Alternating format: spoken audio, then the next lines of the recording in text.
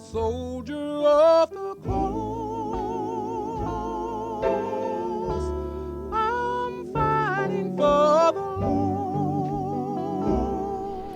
What up, y'all? It's Pilgrim here with you again. Don't forget to smash that like button and to subscribe to the channel if you want to, and if you ain't already done it, it's all up to you. I know this past week has been a lot of crazy stuff that's been going down. We're going to get into that in a second, though. First, I want to go over some of these preps that we picked up this past week. Mother's Day was this Sunday, so we went and got Mama Pilgrim her first pistol. It's a .38 special. This is perfect for a woman, you know what I'm saying? I tried to get her to see how she'd do with my semi-automatic pistol, right? My .45, it's too hard for her to cock it back, but with this, or you don't even have to pull back that, you know what I'm saying? It's just got to pull that trigger in.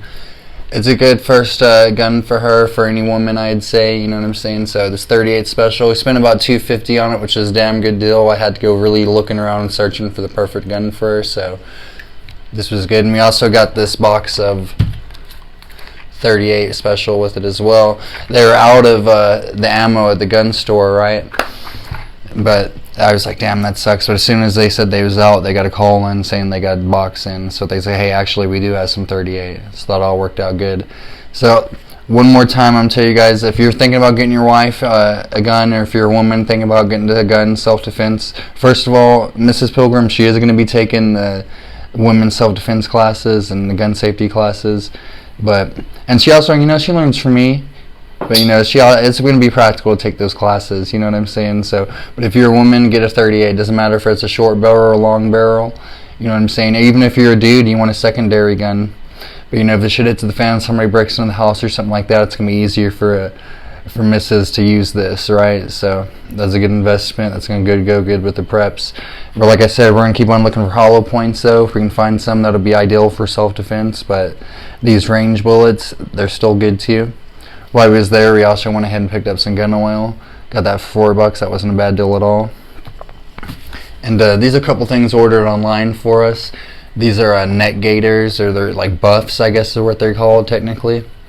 These are ideal if you're walking long distance or hiking. You can wear them. They'll protect your neck from the sun, or they'll help with sweat. They'll help against mosquitoes. And this is an American one. This is a Peruvian one, because that's where Mama Pilgrim's from. Plus, they also look cool too, so I'd say they're worth getting. And the last thing we picked up, we went to our local Goodwill, or small town. There's not really too much here, but we got this giant roll of tape. And that's enough for the preps, you know what I'm saying? But like I say, it's good to always get some preps every week, And it was a special occasion that went down. Mother's Day is our first Mother's Day as parents, her first Mother's Day as a mama, so we got her that. And now I guess we're going to move into some of these current events that are going on right now. I'm going to go ahead and show you guys this picture of these people at this gas station. Now, I have no idea where they're from. I saw this on Facebook yesterday. If anybody knows, please comment down below. I think it's pretty hilarious.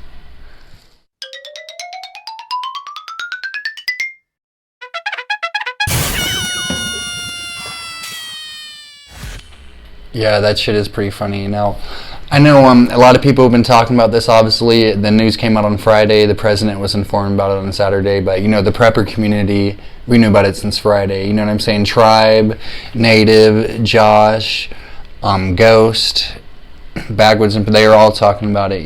You know what I'm saying? So everybody's worrying about some kind of like rocket or some shit. We all knew about this going on, right? And all the shit in Israel going on as well, but we're getting to that in a second. We're talking about the gas right now.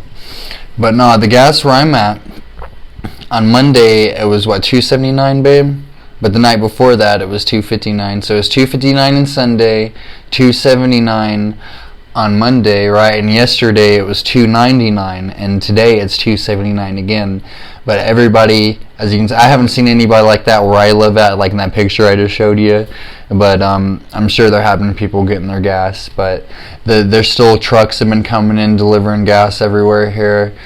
So I don't think there's a gas shortage here. But if they're trying to say, people are going to push it that way. But get your gas, like Tribe said the other night in that live. You know what I'm saying? Don't let them discourage you. Don't let them try to demonize preppers for, having their preps. You know what I'm saying? And another thing, speaking of shortages, is the chicken shortage that's coming. And all the meat, but it's really on the chicken is really going to be that tight shortage. The chicken's really going to go up in price. And one of the contributing factors, and I read this in USA Today, I know that might not be reliable information, but that is mainstream news. It said that the chicken sandwich war is one of the main contributors to this chicken shortage coming up, and I thought that was pretty funny.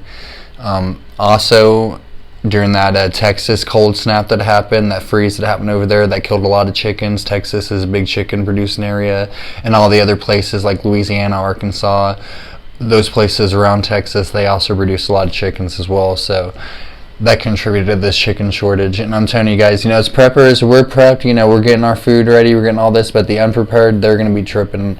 And I'm telling you guys, it is going to be like, they're going to tell you how much chicken you can buy every month. You're only going to be able to buy like 2 pounds of chicken or something like that. It's in a very small amount. 2 cans of green beans, just like in North Korea. Or it might not be. We can see. But, I remember whenever last year, whenever these lockdowns was really kind of getting a little crazy, like, they were only allowing you to buy 2 kinds of meat. At least here, where we were at the Walmart in our town, I was saying you can only get 2 packages of each animal, is what it said.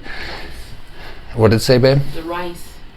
The rice, yeah, and the rice is almost like completely ran out. You know what I'm saying? It's been hard to find rice here, though. I've noticed that.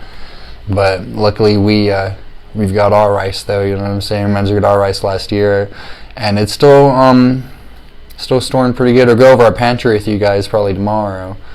But anyway, all this chicken shit, all this gas stuff going on right now. That's all crazy, right? Probably the craziest thing going on, though, in my opinion, and this is just my opinion, and I'm not, like somebody that's insane about the Bible, but I do feel like a lot of it is starting to come true, and like Native said in that live the other night, once again, that was a good live, I keep on referring to it. It's like, it seems like the events of the Bible keep on like speeding up to some kind of climax, right? So everybody in the world is blaming what's going on in Israel right now on Israel, all these attacks.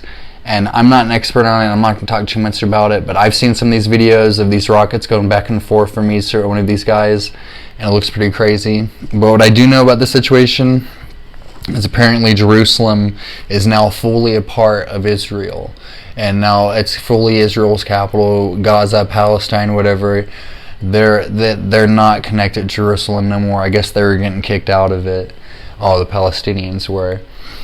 But now, keep an eye out on that, though. They're going to start rebuilding the third temple. They're going to get rid of that mosque that's there, the Dome on the Rock, and they're going to rebuild Solomon's third temple there. And that's really gonna speed up the end of times, man. That's whenever Project Bluebeam is gonna go. It's really gonna start kicking in, or it might not. You know what I'm saying? I'm not trying to sit here and throw like some tinfoil conspiracies out there or anything like that. I'm just trying to say, and the Bible says everybody's going to be against Israel whenever all this is going down. Like I said, everybody in the news right now is blaming Israel and all this shit. So they're trying to say they're doing war crimes and their humanitarian crisis going on right now.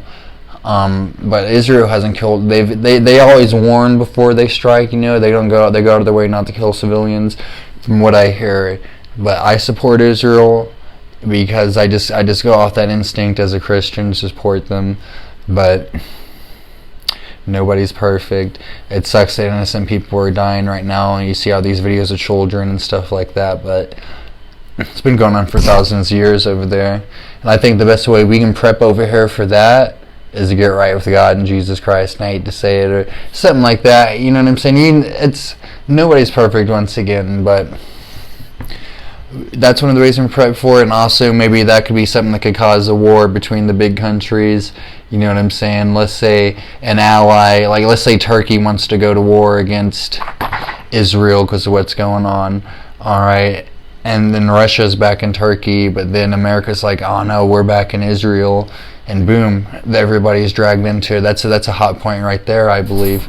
And it says, that's where that'll be the Armageddon right there.